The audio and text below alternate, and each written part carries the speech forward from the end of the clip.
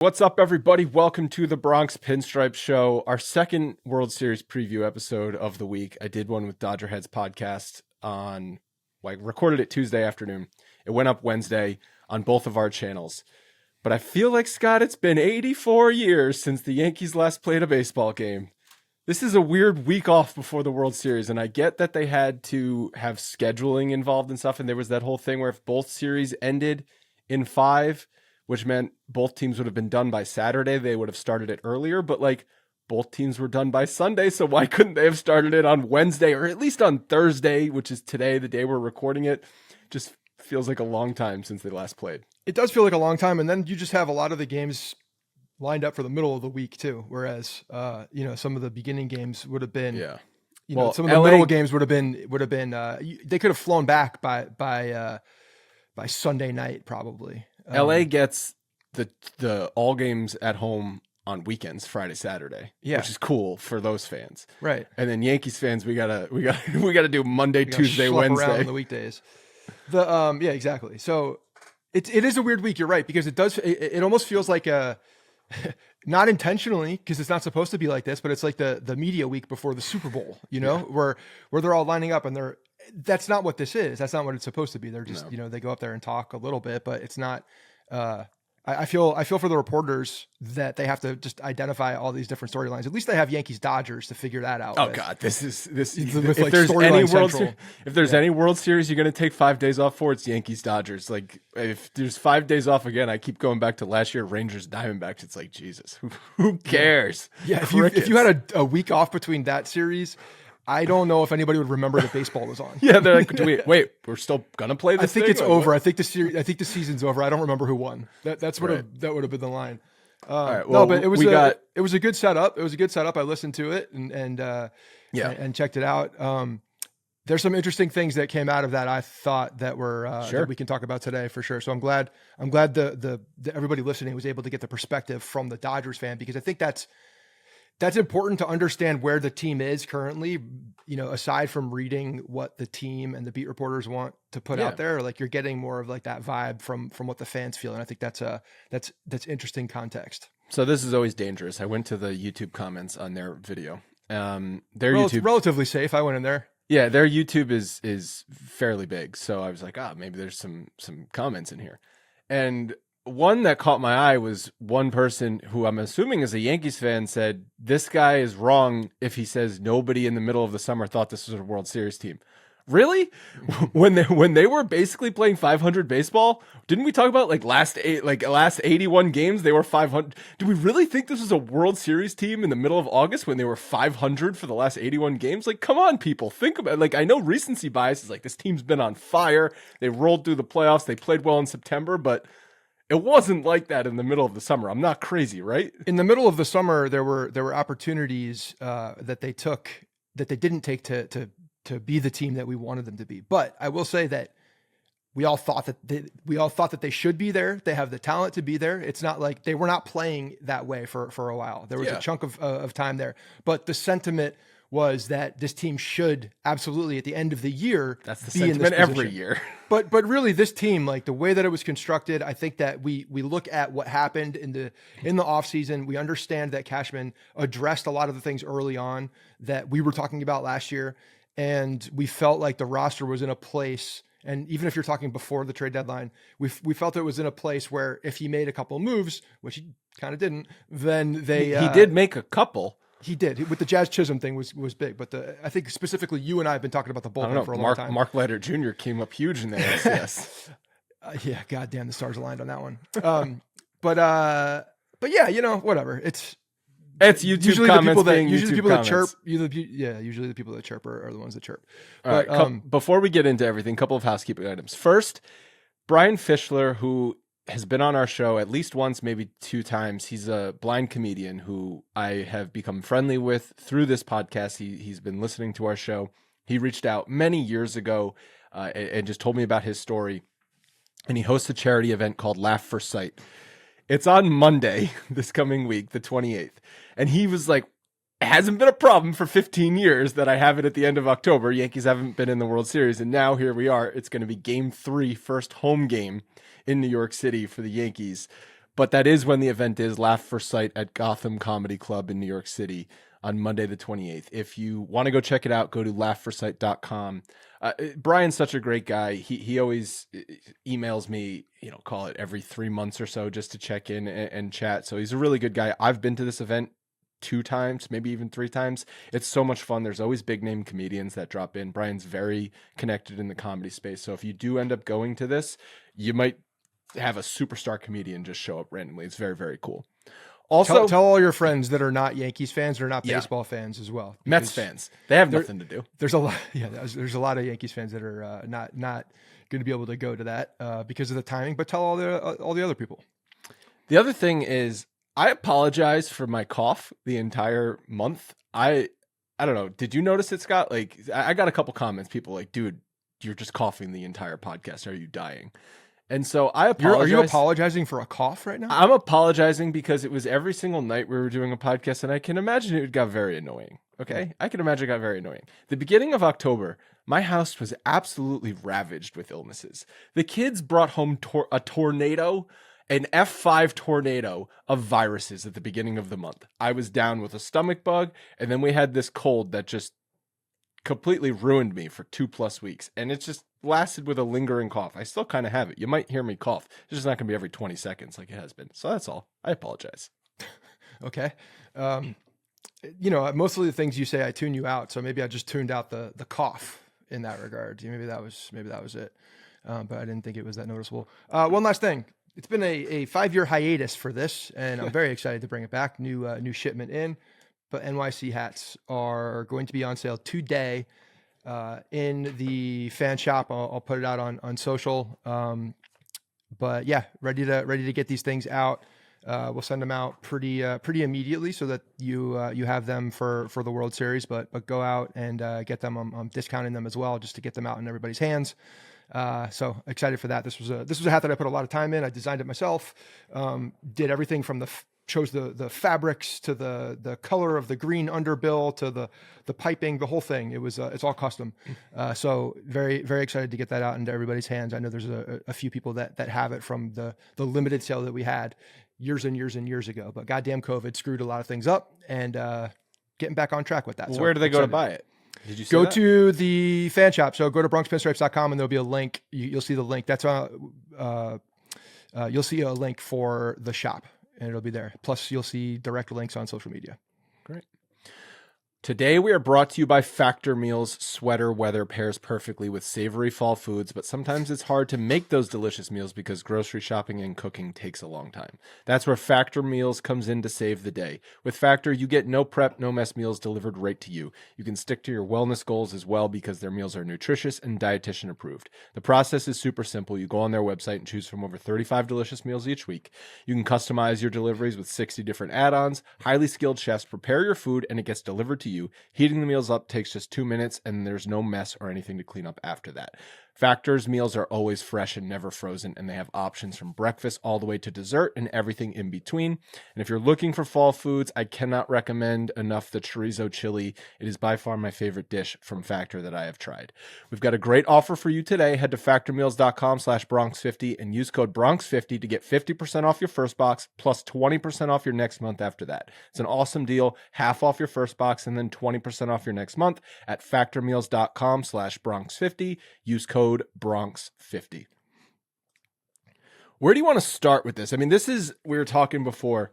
Yankees Dodgers is definitely the most historic World Series matchup they've played. This is going to be their 12th matchup in the World Series. Obviously, the Brooklyn Dodgers and then the Los Angeles Dodgers. But just when you go down the list of World Series and what happened in those World Series, you've got Jackie Robinson stealing home with Yogi Berra still insisting to the day he died that he was out. You got Don Larson throwing a perfect game against the Dodgers in a World Series. You've got the 70s matchups with the superstars on the Yankees, Reggie and Guidry and all those guys back to back. And then again in 81, a couple years later, when the Dodgers, that same Dodgers team, Fernando Valenzuela, who just died recently, was a superstar in the Dodgers at that time.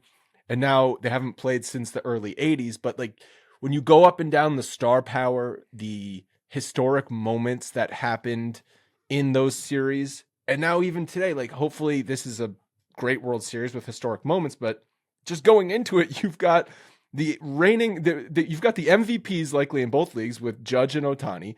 And then there's just superstars supporting those guys. Soto and Stanton on the Yankees, Mookie Betts, Freddie Freeman, who we're going to talk about. I know he's been banged up.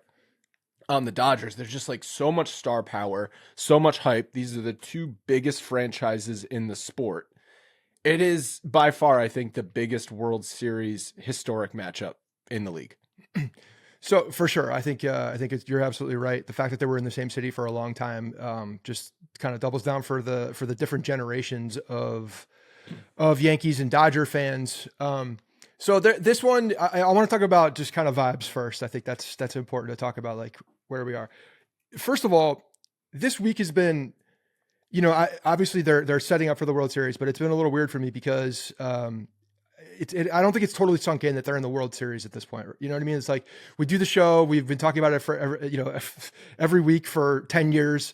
The fact that they're at the culmination, they're at the peak of what the season is just like, it's just strange, I guess. So I'm excited for tomorrow night when the lights are on, the guys are getting announced. You see all the World Series patches is like big fanfare. It just feels different. You get, all of the storylines with the sappy music and shit, like, beforehand, like you get you're going to get the Fox lead in with all that stuff we just talked about from you're going to get the footage. And it's going to be great. It's going to give you goosebumps. It's going to give you everything. It's going to be freaking awesome. So that is just like, I'm very excited. I don't think my excitement has totally kicked in yet. Tomorrow it definitely will, day of. And I'm just, I'm happy that they're there. I'm happy that this team got to that point. On a side note, personal note, if you guys whoever's been listening to the show for a long time, you've heard me talk about where the Dodgers have been in my life. Because when I was a kid, I used to go down to Vero Beach, Florida every summer to visit my great aunt and uncle who were like grandparents to me. And they lived in Vero Beach, which is where the Dodgers trained. So I would always go down, and the Dodgers were always a team that I always had my eye on in the National League. I wouldn't say I was a fan by any means, but I would always keep my eye on them because I would go down for spring training during like spring break. And then during the summer, we were there all the time, and we'd go to Holman Stadium, would eat at Duke Snyder's. The whole place was just like all Dodgers. Like the Dodgers threw up in Vero Beach, and it was a really cool town when it was there. It's still a cool town, but all the Dodger stuff is gone because obviously the Dodgers have left Florida and they went into Arizona, which made me sad for the town of Vero Beach. For a while, that complex was high grass. You could see like the dust veil. Is it anyone now? Is anyone in there now? And now it's more of like it's like a tournament complex. So they made it into it, which I'm really happy they did that because now there's a bunch of kids playing there. It's got baseball back in the town, but it's different. It's not what it was when the Dodgers were there. So the Dodgers have a special place in my heart for that reason. My grandparent or my great aunt and uncle, who were like, I was extremely close with, makes me think of them, makes me think of times down in Florida.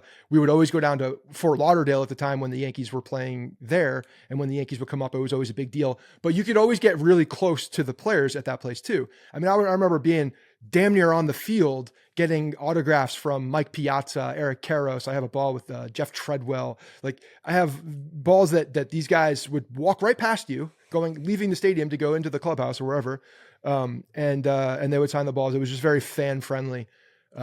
So there's a different thing for me for the Dodgers as well.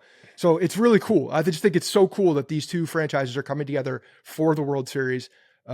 And I want to beat the shit out of them. Do you hate the Dodgers though? No, I don't. No. Logan, do you hate the Dodgers? You're shaking your head. No. It's tough for, I think, people our age, even though Scott, you were alive for the last Yankees Dodgers World Series. Kirk Gibson, baby, 1988. No. Yankees Dodgers in 81. You were alive. Fuck off. I was alive for the Kirk Gibson thing. I was also a couple months old. You were a couple months old in the World Series, October I forgot about the COVID World Series. I didn't even count that in my head. So I went back to Kirk Gibson. I'm talking Yankees Dodgers World I understand Series. What you're saying now. I thought you meant the Dodgers last. I got you. Well, that's another thing for the Dodgers. Like their only World Series of this era, which they've been by far the best National League team for going on 15 years. Yeah. They have one World Series and it's the COVID year. Does it count? Technically, yes. There's an asterisk though. But it doesn't count as much as winning it in a full season. That's all I'll say. And this is coming from a Yankees fan who hasn't won a World Series in 15 years. So I would say the Dodgers, for that reason, some will say you're bitter for that comment because of that reason. There's a lot of, I'm sure, Dodgers fans who are like, yeah, I know we have one, but like, let's actually get one. Yeah. It's kind of how I feel about my fantasy football championship from last year. It was, I had to share it with someone because of the whole DeMar Hamlin. That's what happened crazy to me situation. Too. That's what happened to me too. Like God for thankfully that was 2 years ago, wasn't it? 2 years ago? I don't remember. No, I think it was end of last year. No, it was 2 years ago. Whatever. Anyway, that was I feel there's an asterisk. And I know it too. I know it. I can't just come out and say that because I know. But yeah, anyway, vibes going in like good. It's just you get the best in both leagues. You have the best players in both leagues. Yeah. Everything is lining up for just biggest markets, what could be an all-time World biggest Series. Everything. And now the Dodgers, you could even argue because of Ohtani, are the most global team. Oh, definitely they are. Well, I mean, but as far as fanfare right now, like that's what I'm saying. Fanfare right now. Before Ohtani was there a year ago, I would have still said the Yankees because of just the brand. But it's because baseball is so huge in Japan that it almost. Did you see? I saw something that it's bigger than other countries where the Yankees are known and popular. I saw something that Game 6 of the NLCS did higher ratings in Japan than it did in the U.S. That's crazy. And it's that's because their guy though. But there's one player. There's just one player. Well, yeah. Did Yamamoto not pitch? Oh, that's right. Yamamoto. Sorry, but it's the Ohtani factor. Let's all be real. I mean, Yamamoto's no slouch either. He's in Japan. no slouch. He's a big deal. But it's the Ohtani factor. I don't think that would have done better ratings in Japan if it was just Yamamoto. No, for sure. But the combination of the two of them is a big deal. I was listening to some MLB radio.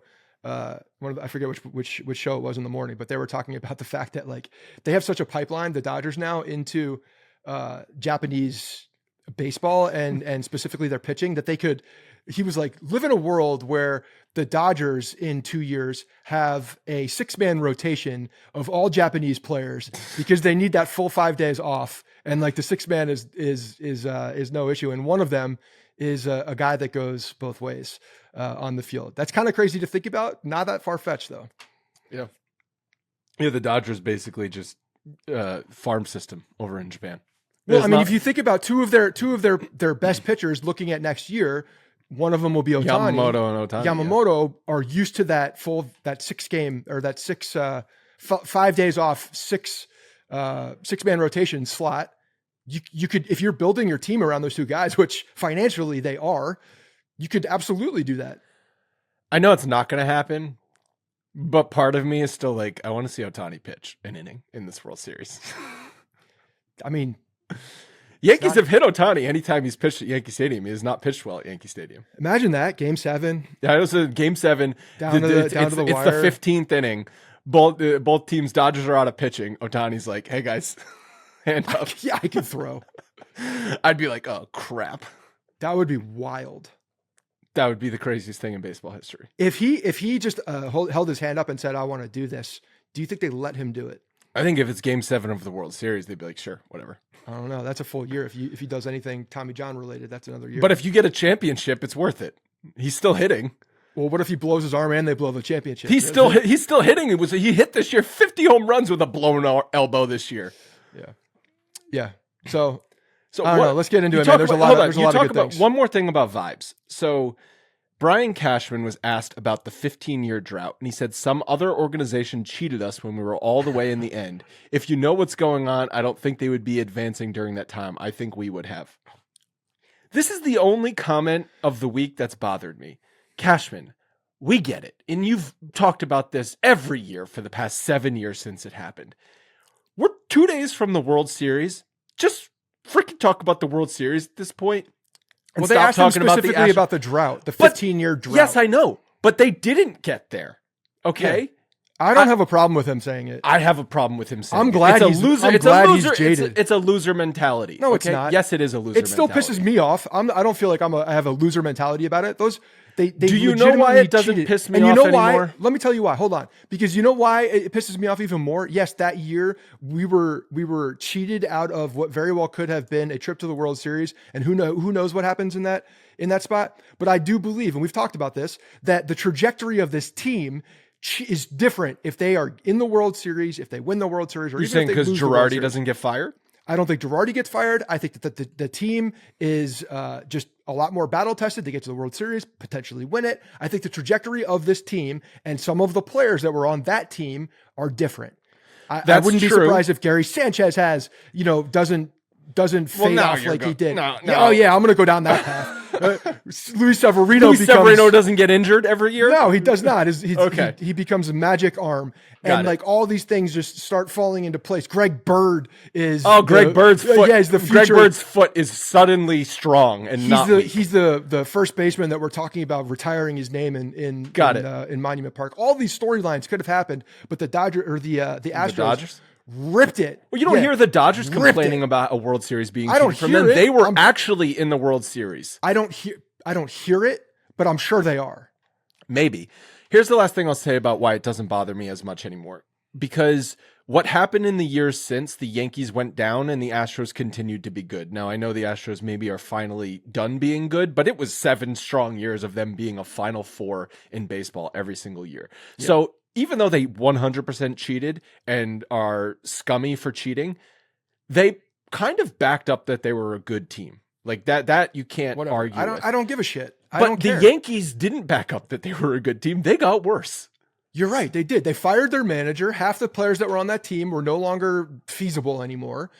Everything broke down. It was shitty. I just would, if after the Yankees can hopefully hold up a World Series trophy at the end of this week, if Brian Cashman wants to come over the top and say, and by the way, don't forget we were cheated out of something a couple of years ago, fine. But to say it before going into the World Series, to me, is just feels like, I don't know, Brian, just like focus on the World Series at hand. And I know you were asked about the 15-year drought, but just like focus on the World Series at hand. That's the only reason it kind of... It's a week off. That's a week off. That's a problem. If this just started on Wednesday, this never would have happened. We would just be talking about baseball right now. It's true. That is true.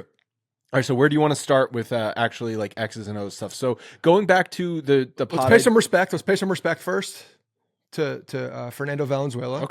Okay, because I think this is going to be a thing. I mean, game 1, they're going to have moment of silence. They might have a patch on their jersey. They're gonna. It's going to be a storyline for them. It's Fernando Mania. Fernando Mania was a big deal in the Dodgers world. Valenzuela, obviously an icon for the Dodgers, was also just a player that was massive culturally as well. So this is a big deal for them. It's going to be a storyline through. Like they're going to be a lot of people saying, win this for Fernando, all that stuff. So I think that cap tip to Fernando Valenzuela. This is definitely going to be a storyline. The fact that he passed right before the World Series. Fans are definitely going to be certainly using this in their own brains and like getting nostalgia about what he meant to the organization and what a championship would mean in the year that he passed, days after he passed. So yeah, that's definitely a storyline. It will be there for sure. That's definitely a storyline. As far as on-field storylines go, I talked about this with Jeff on the pod the other day. Freddie Freeman's injury, like he sat out game 6 of the NLCS. I think that's just such a massive thing. That lineup is still scary without Freddie Freeman, but it's less scary without Freddie Freeman hitting third. It becomes a lot more top heavy. And I guess the week off is only going to help him because he can get just some rest and stuff. But he was kind of sapped of all of his power because of the ankle injury, which he did at the end of the season. So if Freddie Freeman is not Freddie Freeman, who's one of the best players in the league, I think that's a massive impact in this series. I agree with you. And we'll see, the 7 days off. He was talking about the 7 days off because he sat out game 6 as well. So he has basically a full 7 days off for resting that foot, and he hadn't been able to really do that. And it's a sprained ankle, right? It's like a high ankle sprain or something along those lines, whatever they call it. But it clearly was hobbling him. You could see it as he was running. Jeff talked about lateral movement being an issue at first base. So, that's something he could always DH if they needed to and play someone else at first base. Well, they're not going to DH him. Oh, that's true. Good point. Good point. Maybe Ohtani could go out and play the field. Great. Yeah. Actually, Dodgers, please DH Freeman and sit Ohtani. That's duh. But that is something that is interesting. The fact that he has to play first base. So lateral movement being an issue. We'll see. I think game 2 to 3 is really game 2. You'll see the day off, the consecutive days. And then for when they're back here in New York, playing weather will be colder, right? Like it's going to be beautiful. It'll be tight. Obviously. His leg will be nice and tight. Even though this week in the New York area, it was like the early September again, it was high 70s. It still gets cold at night. Yes, but when we were at Logan and I were just talking about this, we were at game 1 of the ALCS. It was freezing, windy and freezing. These nights this week have been pleasant. If it's like that, I think everyone will be happy. Yes, it's not going to be 70 degrees, but if it's kind of high 50s, 60s, no wind, that's very comfortable to play baseball in. But if it's 48 and windy like it was the night we were at ALCS game 1, that's a lot different. That's what I expect. Even if it's getting down in the evening, it's still going to be, there's going to be a brisk, cool wind, most likely at Yankee Stadium, blowing in towards right field. And you're going to get, that colder wind. I think it's going to be a little, it's going to be different for the Dodgers fans and the Dodgers playing. So when you have a bum ankle that is like a lot of tendons and ligaments that are strained, like that shit will tighten up as well and get stiff. Yeah, and I just think we'll see what happens. His impact in the lineup is huge because the Dodgers lineup is, even without him, better than any lineup the Yankees have faced in the playoffs. But what you saw, even the bullpen towards the end of the ALCS start to get worn down, and even those Guardians hitters started to become hard outs. If you've got to run through Ohtani and Betts and Freeman and Hernandez and all of these all-star, legitimately all-star caliber hitters, that's a lot harder to do for multiple innings out of a bullpen every single night, which is, I still think, even though the Yankees, I think, have the edge in starting pitching just because there's 4 of them versus 3 of them, it's still, you're going to have to get a lot of innings out of your pen. Yeah, no doubt. And I know that the pen for them is a strength. Really good, but you know who else's pen was really good? Cleveland's, yes. And there's a guy out there that's like got my last name and then added a T to it, who's pretty nasty. And he does look like kind of old Blake Trinan. I know he mentioned the Oakland days, but I also remember him from the Washington National days when he was also very nasty. But there are definitely, they got Kopech from the White Sox, who you saw so badly. open the game 6 against the Mets, throwing 99-100 miles an hour.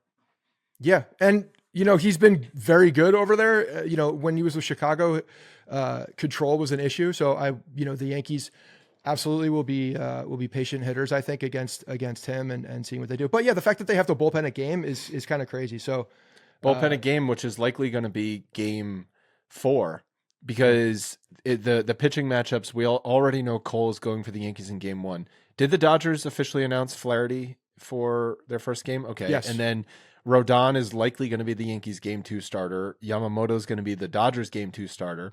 And as Jeff said on the pod I did with him, Yamamoto needs the 5 full days off, which is the reason he's not pitching in game 1, because if he pitches game 1, they still have to hold him out until game 6 because of the 5 full days off. So if he starts game 2, he can still pitch 5 full days rest for game 6. That's another factor why, if they go Walker Buehler game 3, game 4 has to be a bullpen game, and then Flaherty back for game 5. And Flaherty is a tale of 2 pitchers. He did 7 shutout innings in LA. And got smacked around. He's an LA guy. There's storylines there where, grew up a Dodgers fan. This is a guy that the Yankees essentially passed on at the trade deadline. So, I think that start for Brian Cashman is also probably a significant one. The fact that they could have landed him, but didn't because of medicals. And then he comes out and is pitching against them in game 1 of the World Series. That's a little wild. So, Cashman's sitting up there, but like, come on guys, please get to him early and make me justify my decision on this one. But the fact that they don't have any, another storyline I think for this, just talking about the pitching staff, is that Jeff mentioned that they might have one additional left-handed guy out of the pen. We'll see what their roster fleshes out to, but no lefty starting pitchers and only one lefty out of the pen. I think that's a big deal. It is, because the Yankees struggle against lefties, and they can't really match up. They can't really match up against. And it's also even more justification to just keep Stanton in the 4th spot. And if you stack the lefties after him, it's okay because there's only one lefty out of the pen. Yes, agreed. So that's I think that's a big deal for what you're looking at as historically this year on how the Yankees have done against pitching. Left-handed pitching significantly has been better against the Yankees. So I think that's a big deal. I really do. The fact that they're not able to match up like that out of the pen is something that's going to be important. And again, Yankees, if they're able to get to that pen early, if they're able to push and extend the innings, extend the at bats, get to that bullpen early, Game 4 is looming for them. They know that Game 4 is looming. And that's going to be a really big deal. I think it's probably one of the top storylines on the field for both teams.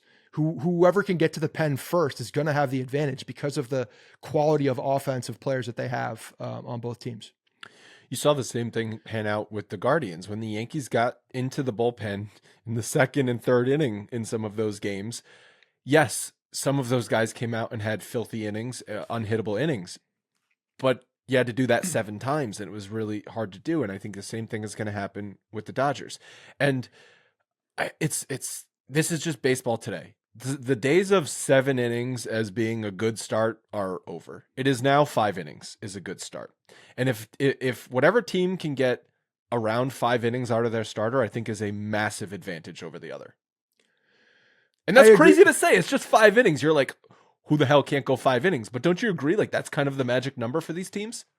I think that if Boone is looking at this strategically and understanding how to just trying to lay out some type of a game plan that he would like to follow, if possible, right? The Cleveland Guardians were putting good at-bats against the bullpen at the end, towards the middle of the end of that series. 3, 4, 5 in Cleveland were all hard to get through those. So now lineups. flip it to the Dodgers lineup and understand that the quality of players at the top of that lineup and even towards the bottom of that lineup are significantly better. If they have the ability to see the relief pitchers multiple times over and over again, you're looking at games 4, 5, 6, or 5, 6, 7, and you're bringing these guys back in again after they've seen them multiple times already, know their tendencies, know what they've done, have tape on them, have physically stood in the box against these guys. These are not the hitters you want that to happen to, but the advantage significantly goes to the batter. Same thing for the Yankees. Yeah, I think it goes both ways. And I think then the X factor is, like you just called out, the bullpen game that the Dodgers are going to have to do.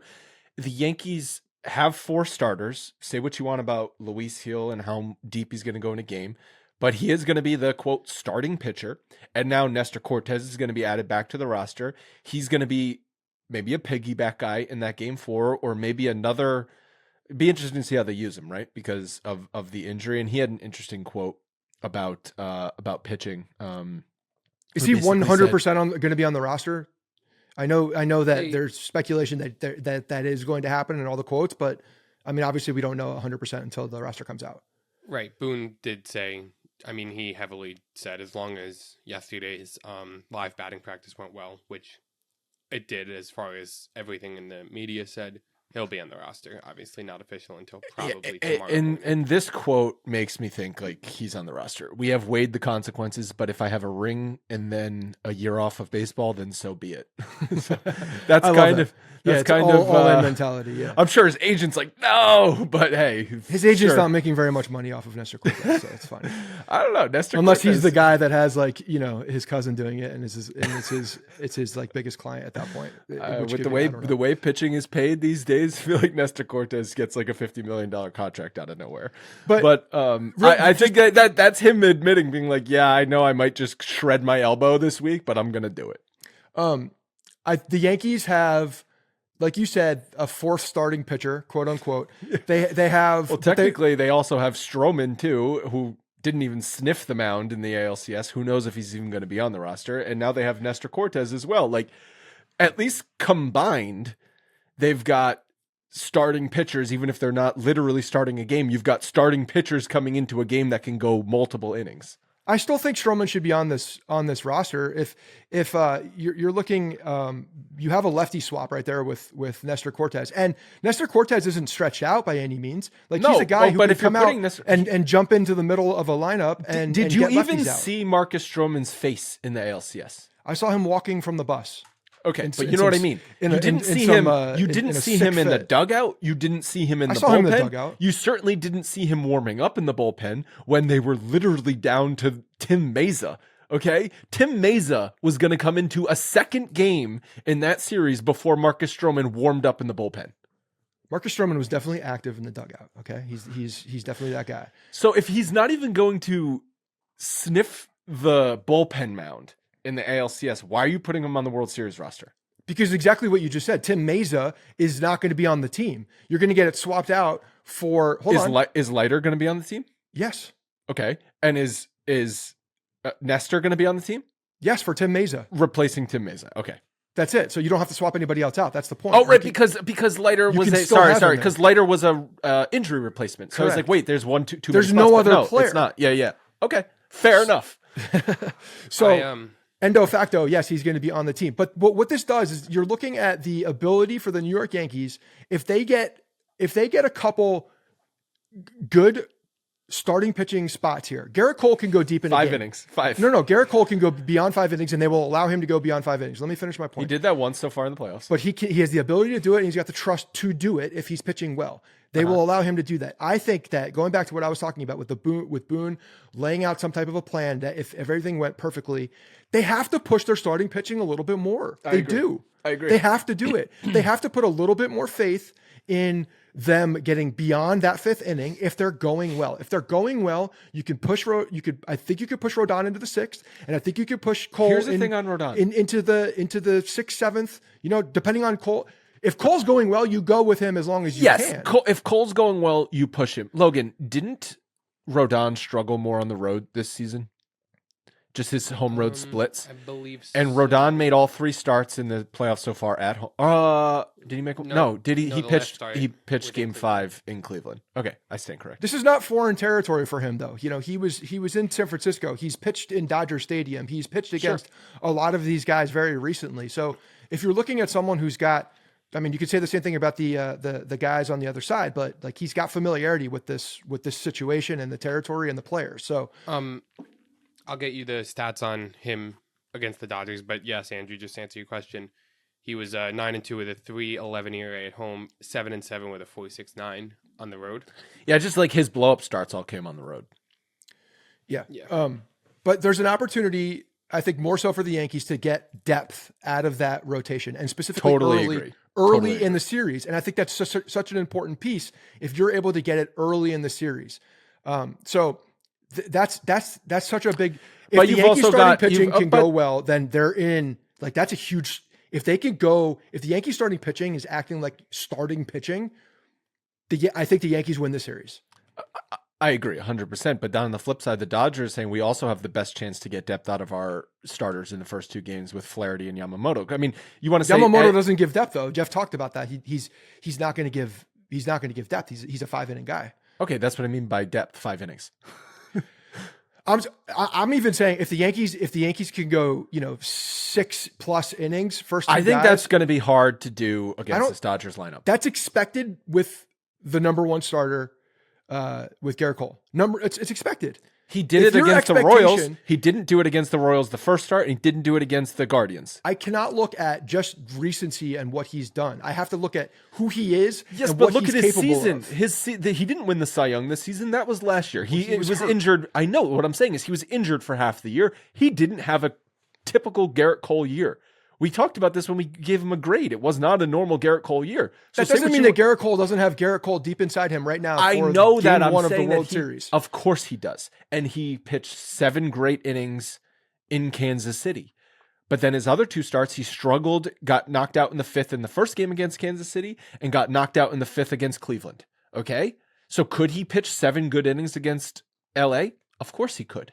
But I also think that this is going to be the hardest lineup he's faced in a long time.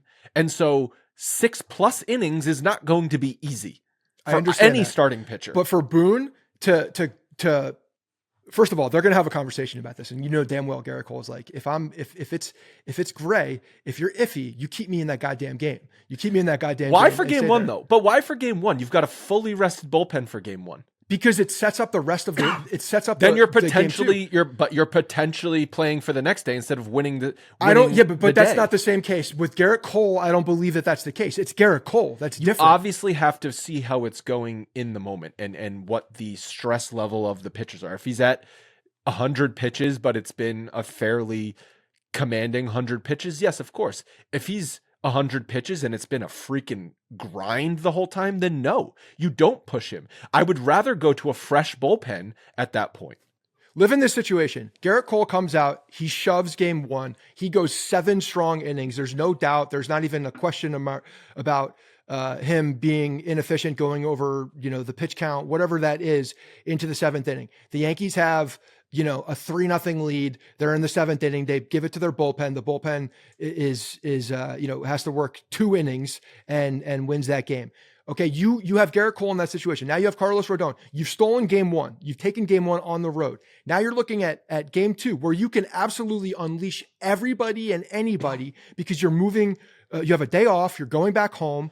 It's such a massive advantage for Garrett Cole to go deep in this game if he's pitching well. So Boone has to be patient with Garrett Cole and allow him to do his thing if he's going in that direction. There can't be this third time through the lineup.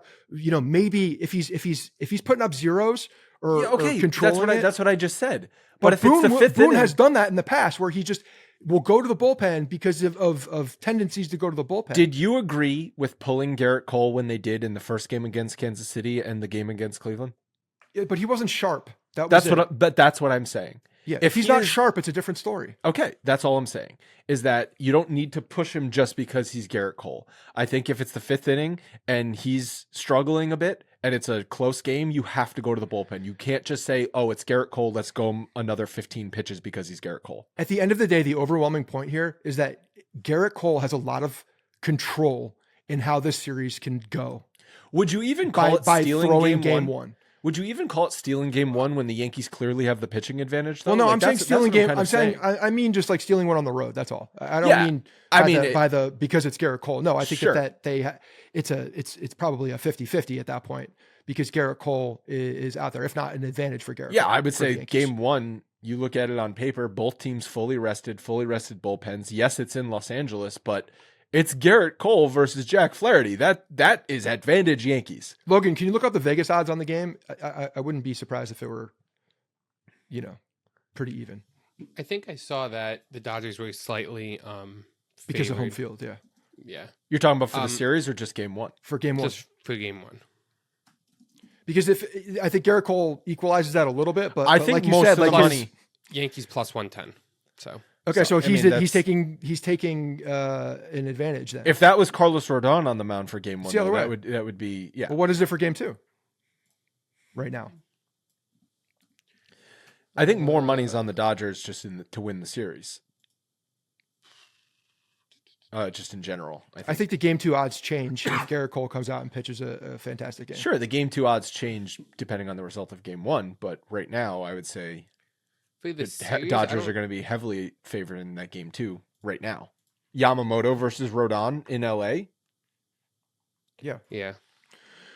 But okay, so let's continue. Do they even have game 2? Or they might even have game 2 odds right now. I don't see game 2 odds. I don't know if you guys just quick. Cole pitched in Dodger Stadium last year. Yeah. Went 6 innings, 1 run. That was the game he left cramping at 80 pitches. Everybody freaked out. There's also the Judge series. I was going to say that was the Judge broken toe. Have they padded the wall yet? Do we know? Is there padding on the wall? Luckily, he'll be in center field this time. Maybe there's some padding out there. Yeah. Because if Soto runs into the wall, that ain't good either, Logan. True. And just we did have it in here. A lot of the Dodgers hitters hit Cole well. Betts has a 915 OPS. Freddie Freeman has a 1.059 OPS. Kike Hernandez 1.1. Because these are all good hitters. But 20 at bats, not small sample. There's significant. That's the thing. I think that's what's so different about this one too, is that there's a lot of familiarity with a lot of the players as well. I mean, we've seen a number of these guys on the Red Sox a while. Like these are veteran all-stars. Teoscar Hernandez was a Blue Jay forever. Yeah. All right, we all know bills can pile up and unexpected expenses can hit you when you least need them. One service you should not be overpaying for is your wireless provider. That's why we are thrilled Mint Mobile is sponsoring today's show. Say bye-bye to overpriced wireless plans and hello to Mint Mobile for just $15 per month when you purchase a 3-month plan. And when they say $15 a month, they mean it. What you see is what you get. Plans come with high-speed data and unlimited talk and text delivered on the nation's largest 5G network. You can use your own phone with any Mint Mobile plan. You bring over your phone number and your contacts and all that good stuff. It's so easy to switch. This is an amazing offer that I know you are going to love because I know people in my life who have used it and say, yeah, it is just so simple and so affordable. To get a new customer offer and your new 3-month premium wireless plan for just $15 per month, go to mintmobile.com/Bronx, mintmobile.com/Bronx to cut your wireless bill to just $15 per month, mintmobile.com/Bronx. It is $45 upfront payment required, which is equivalent to $15 per month. New customers on a first 3-month plan only. Speed slower above 40 gigabyte on unlimited plan. Additional taxes, fees, and restrictions apply. Go see Mint Mobile for details. All right, so what else do you want to touch on here? Do you want to do some X factors and predictions? I don't know. I know you said you listened to my preview pod. Did you see who I said was the X factor for the Yankees? Yeah, you said Jazz Chisholm. I said Jazz Chisholm because obviously Jeff was like, "Oh, you can't pick Judge or Soto or someone like that," and I would have felt disingenuous if I picked Gleyber Torres. So I said someone is going to need to hit after Giancarlo Stanton. But don't you agree with that take in general? Like they're going to need someone in that 5, 6, 7 area of the lineup to pick up the slack. 1000%. So I got some thoughts on here. First of all, before we even get into some of the fringe the fringe players that are not the superstars, the series is different. The lineup is different if Aaron Judge is hitting the ball. I mean, we haven't seen that yet. We've seen him. Obviously, he had a big home run off of Class A. Yeah. He's walked. He's done that. But it's not just Judge hitting, which is already significant and a massive impact. Oh my God, I can't believe you just coughed. What is wrong with you? This is unbelievable. I'm turning this shit off. I'm done. Unsubscribe. But what he does to the rest of that lineup, what he does to the guys that you're talking about after him as well. It takes pressure off of them. Such significant impact. And it's not even takes pressure off of them. It affects it the way that the Dodgers pitch to this lineup. If Judge is out there seeing the ball well, squaring up the ball and hitting it and being a menace in that first inning, which he has done all year long, this is a totally different series. I think the offense is totally different, and he's such a catalyst, especially if he's going, because he just hasn't done that yet. We haven't seen that first inning impact that we've been looking at all year. That's been where it's been so glaring because he's had so many first inning chances. So you want to talk about X factor, and yes, I understand he's the superstar. I wasn't gonna say Judge, but he is. I mean, straight up, only because he's been absent. Yep. And if he is that guy, if he shows up and is that guy, the Yankees are in a very good spot. Now, if we're talking about other players, I would have had it between two. I would have had it between Jazz Chisholm and Austin Wells because they are the left-handed bats. I think Austin Wells, I think what we're seeing with Austin Wells, and I think similarly to Will Smith, catchers wear down at this point in the season. It's hard, I think, to maintain offense late into the year. Go look at Jorge Posada's postseason numbers. He struggled in the postseason historically because he wore down towards the end of the. Yes, but now you're seeing Austin Wells play every day. Yeah, I mean, yes, I agree. And Will Smith's a great player. He has been so bad for them this postseason. But I'm not talking about what we're talking about X factor. Like if something were to happen, I'm not saying if it's to happen. So the reason I picked Jazz is because I didn't think Wells could get it. Okay.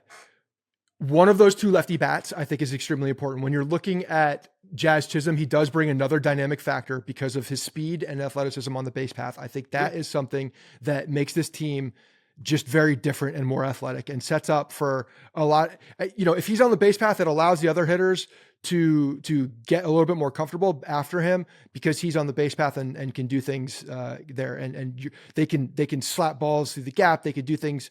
They don't need to do too much. So I agree. I think that he's a massive impact player, and he hasn't done shit either. So if he's a guy that can wake up and actually do something and back up the chatter that's been happening, then the Yankees turn this lineup over in a very different way, having him as kind of that second leadoff guy.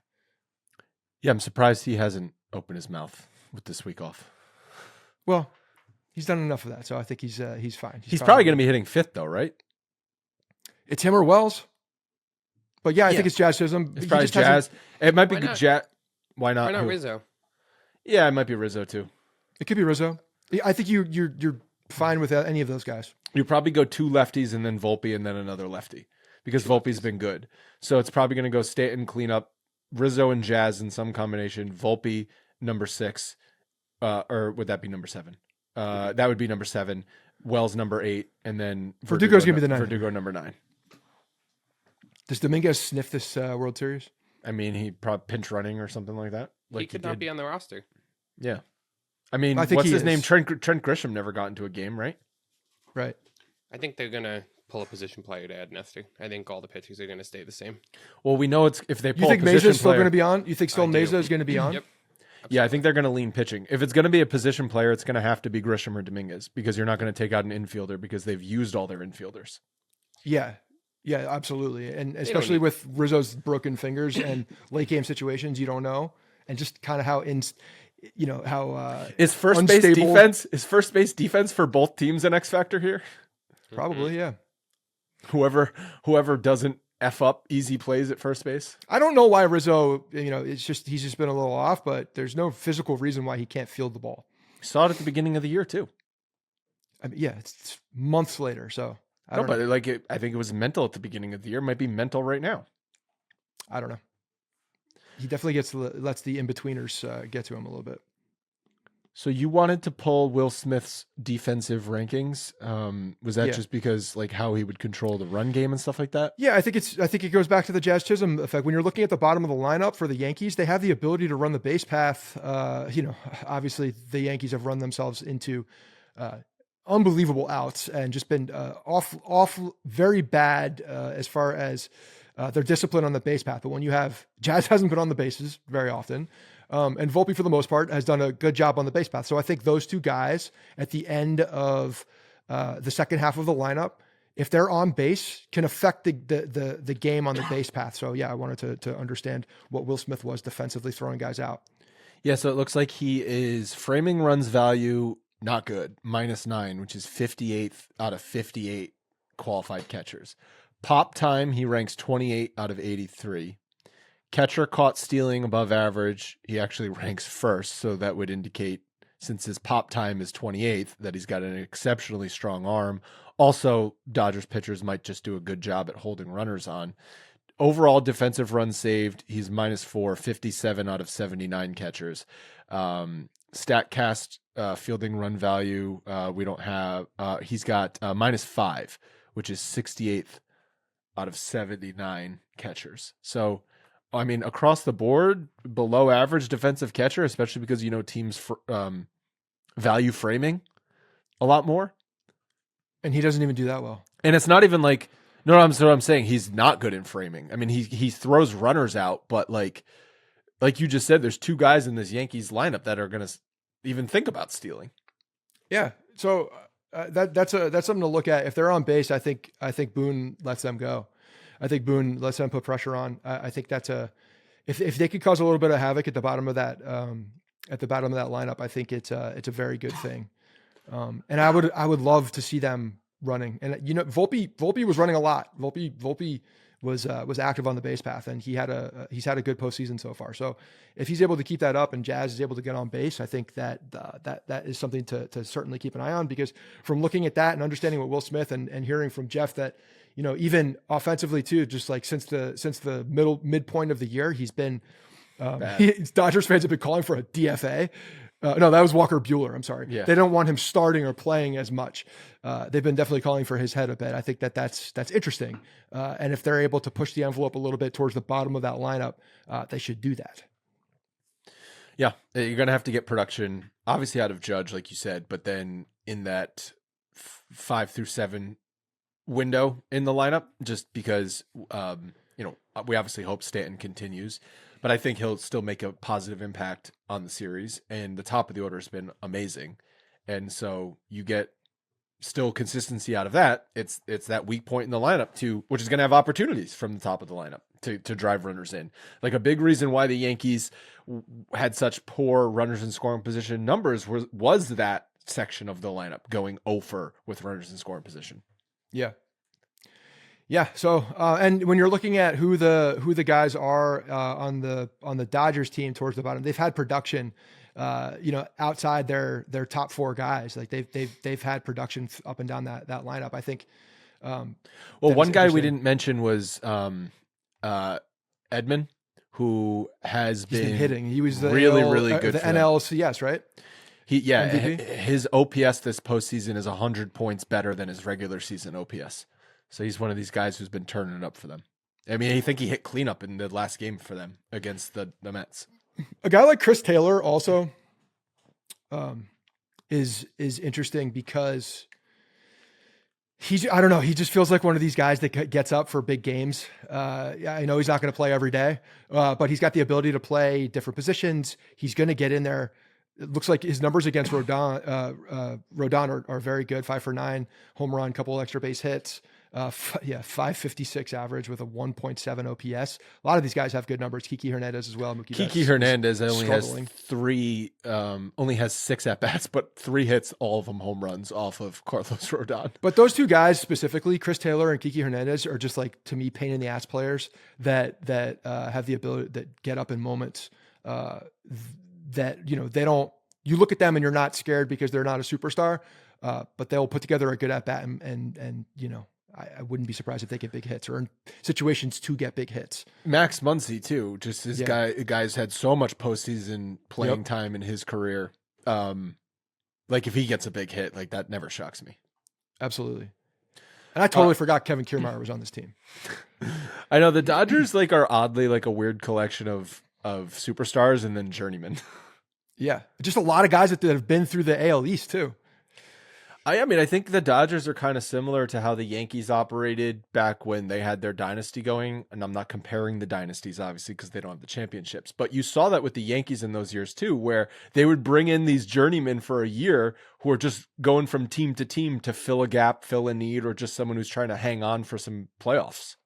Well, Teoscar Hernandez is a guy that's interesting, too, because he's not a journeyman. He's not. Well, he's been on a lot of teams.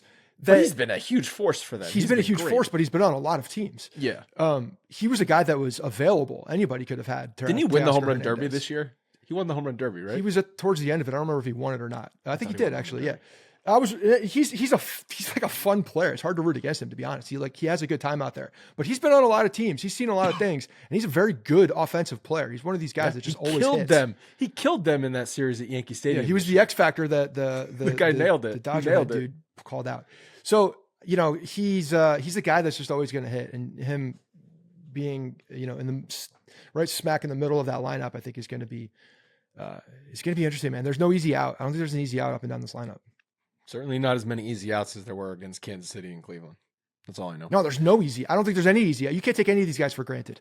Yeah. They all have some type of history or some type of ability. And, even a guy like Chris Taylor, who's older, he's won and he's come up big.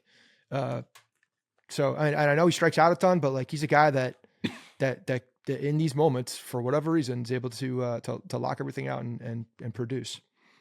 Last thing I want to discuss makes sense. It's the most expensive World Series since the Cubs Cleveland back in 2016.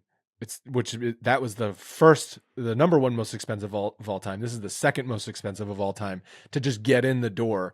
Tickets for games 1 and 2 are going for nearly $1,000. The first game to get in the door at Yankee Stadium is going for $1,800 just to get in the building. That's pinstripe pass. Yeah, I know, it's insane. And I get it, why it's the second most, and I also get why that Cubs Cleveland series was the number one most. I mean, you're just talking about 100 years of history for that thing. Cubs fans at that point were like, I have to see it before I die. It's also, how many people does Wrigley Field hold? Oh, sure, certainly less than these two stadiums. That's the other piece too. Like supply and demand here. You go to Wrigley and it's a lot tighter. I think the Dodger Stadium is the biggest park by seats in the league. Have you been to Dodger Stadium? No, I'd love to go. I went one time, and I was out there for a wedding, and it just the stars aligned, and I was able to go out for a game. And pregame, also, Lupe Fiasco did a concert on top of the dugout, which I was very excited about. Pregame? Yeah, just out of the blue. I didn't even know it was happening. All of a sudden, Lupe Fiasco was standing on top of a dugout and did like 3 songs. It was awesome. It's just a really cool stadium. If you ever have time, go look at the history of that stadium being built. They literally excavated a mountain to build it. Yeah. It's pretty awesome, man. So I don't think there's much else I think we hit a lot of this, man. I think for me, okay, so you talk about predictions. Did you give me an X factor beyond? You said you're just going to stick with Jazz. I'm going to stick with Jazz. So I don't think I'll come out there. I'll say Austin Wells just to be contrarian, but I think it's the lefty bats. I think it's a big deal. I think one of them, if they're able to get production from one of those two guys, I think is going to be huge. What do you want to do predictions for the series? Let's do predictions. Do you want to start or do you want me to start? I'll start. So I'm wearing my my Yankees World Series 1943 hat. It's the World Series they won middle of the war. Not a lot of big names on that team. Bill Dickey is probably the biggest name on the team that won the series. I'm going with a little bit of history because there's some stars aligning for the way I'm thinking this. Bud Metheny was an outfielder on that team. Bud Metheny is the stadium where I went to college. Old Dominion is named after Bud Metheny. He was a coach there for a very long time and built that program. The Yankees in 1943 beat the St. Louis Cardinals in 5 games. I'm also, we're going to be at game 5 of the World Series here. I'm going Yankees in 5. No way you're going Yankees in 5. I'm doing it just because I can't go against all of the different, butterfly effect things that just happened with me randomly putting on this hat and going there. So I'm going Yankees in 5 for no other reason but butterfly effect. I said no way because I was also say Yankees in 5. Oh, really? Here's the reason. Everyone is saying one of the other teams in 6 or 7, which is kind of like the cop-out answer when you think the teams are basically evenly matched. You're like, it's going to go 6 or 7, and I'll just pick the team I think is going to win in 6 or 7. But I think there are reasons to also say why, if the Yankees are going to win the series, it can be in 5 games. And I think we touched on it all with the bullpen from the Dodgers and the starting pitching advantage, I believe, that the Yankees have, which I think that I'm not saying these games are going to be lopsided by any means. I think they're all going to be close games, high scoring games, and long games. But I think the Yankees can win it in 5, which seems like a dominant series, even if every game is close, for those reasons. Also, going back to where the Yankees closed out their World Series in recent history, 96 was at home in 6. 98 was on the road in 4, but that 98 team was such a juggernaut. They weren't going to ever lose to the Padres. Then they swept the Braves the next year, closed it out at home.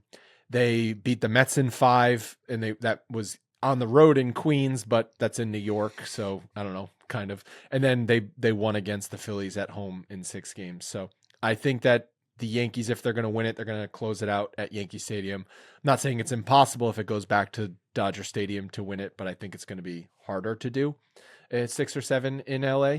So I'll say Yankees in 5.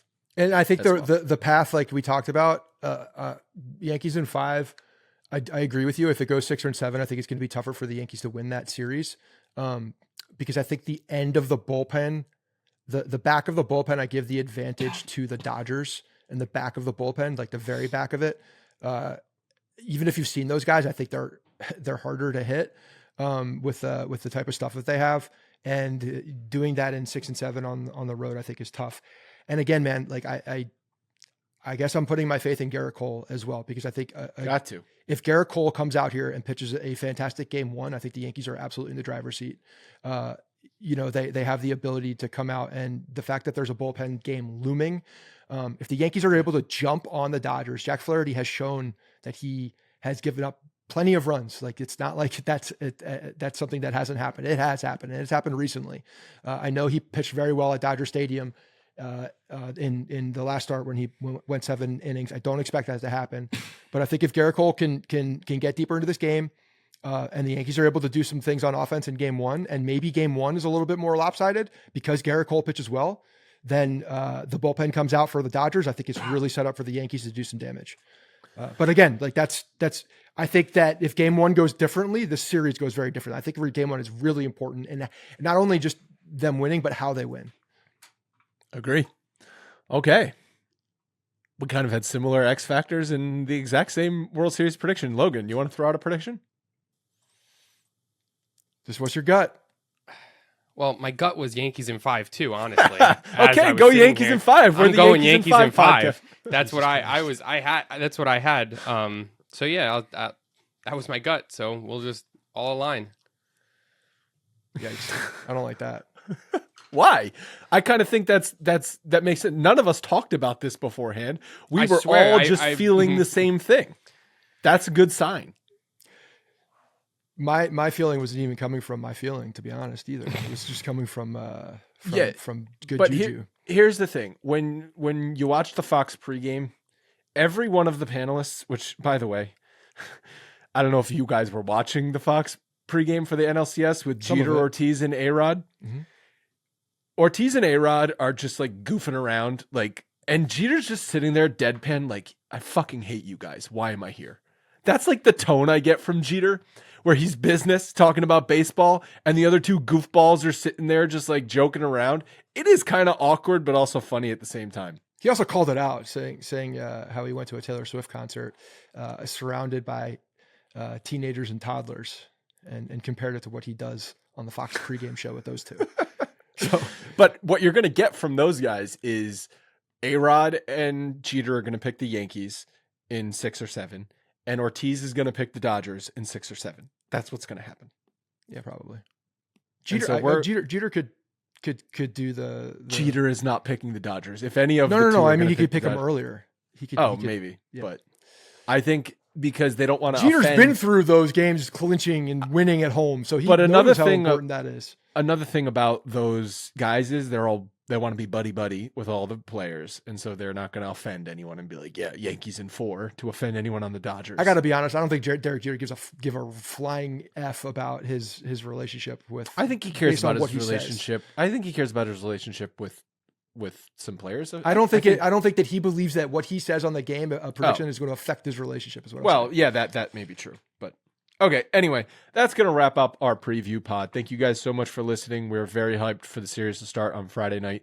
We'll be back at you again with a recap episode after game 1 and a recap episode after every single game. Yes, Scott. Join us on YouTube for those pregame shows. We include a lot of the post-game shows. I'm sorry we always put in a lot of the comments. We do a lot of interaction on those as well. So join us on YouTube for the if you listen on or watch on video after the game. You're most likely not going to be able to sleep right after the game anyway. So come hang out with us and join in the conversation. Yeah, we go live 5 to 10 minutes after the final out every single game. We'll talk to you then.